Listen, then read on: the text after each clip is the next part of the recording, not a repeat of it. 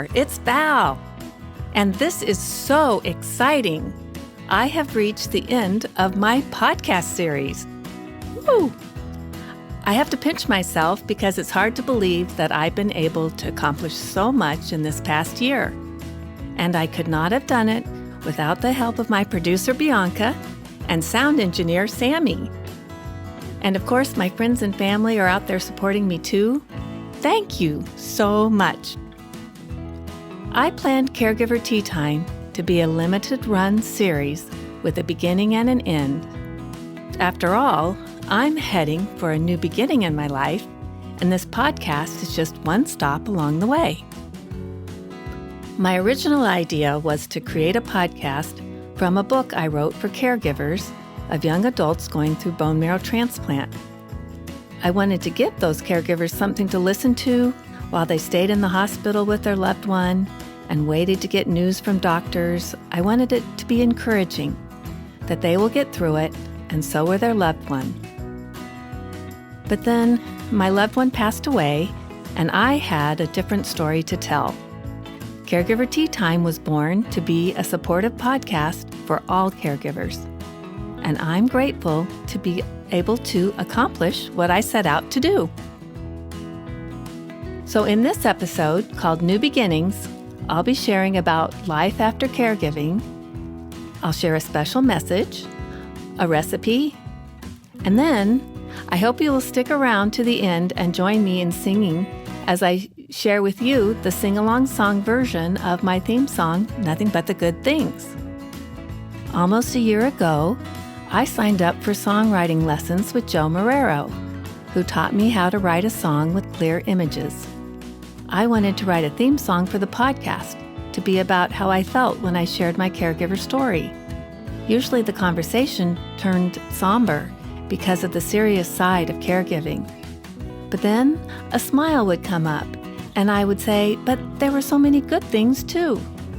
So I made a list of good things that I think about. Joe picked up a ukulele, strummed a few chords, and we had the wonderful start to what became Nothing But the Good Things. Now I have something else to tell you about this. I wrote this part of the podcast when I was at a coffee shop just down the street from where I had my music lesson with Joe. I'm just typing away, and a man walks by me and he goes, "Hey, I know you." And you won't believe this, but it was Joe. And I said, "Joe, I can't believe this. I just wrote this paragraph about you, and here you are."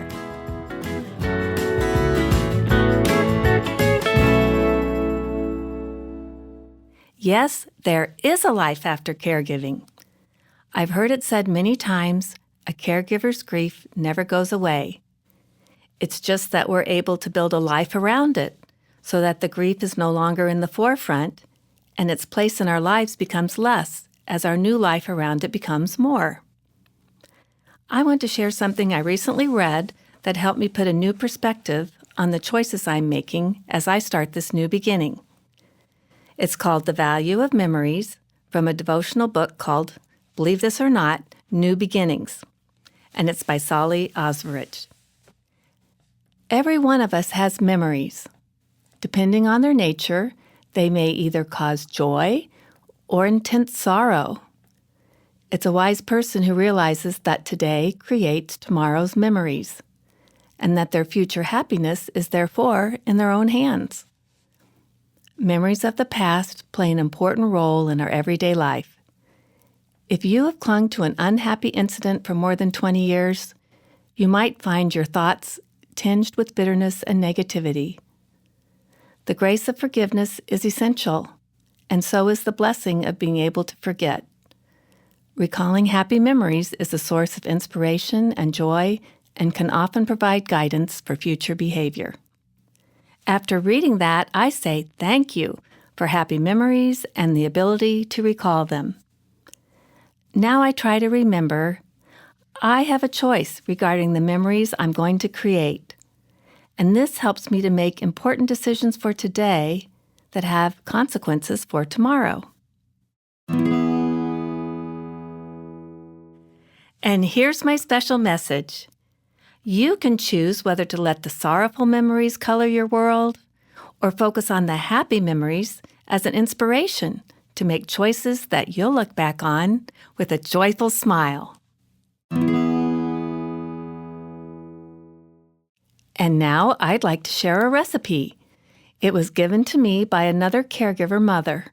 Her name was Becky. Her son also had cancer, and at the time his successful treatment gave me hope.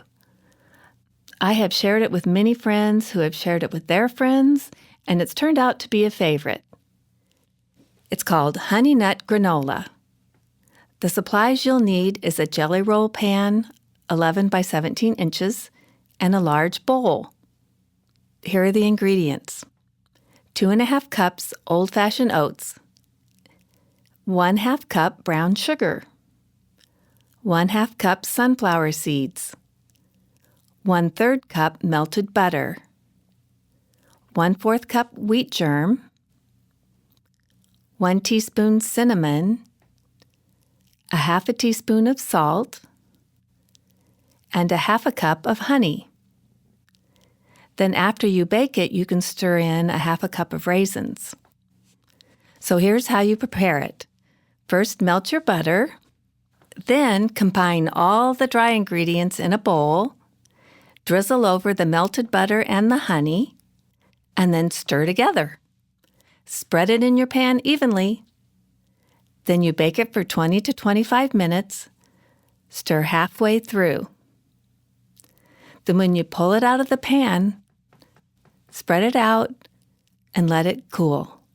Then you can put it in a bowl and stir together with the raisins, and boy, is it good. Just ask Bianca and Sammy. Hope you enjoy it. Cheers! And now for this final episode, please sing along with me. Nothing but the good things.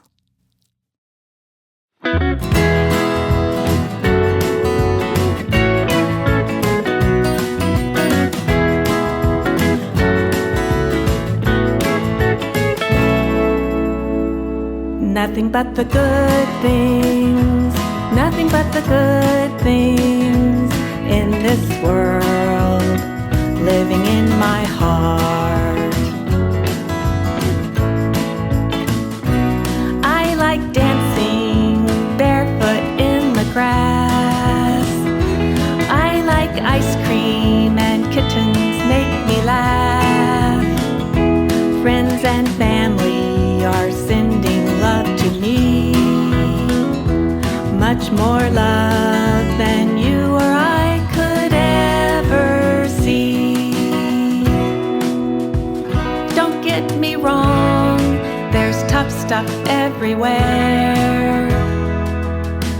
Bad news, sad news, mad news, and despair. Still the rising moon reflects the sun's bright light, and the stars break through the darkest night. Nothing but the good things, nothing but the good things in this world, living in my heart, living in my heart.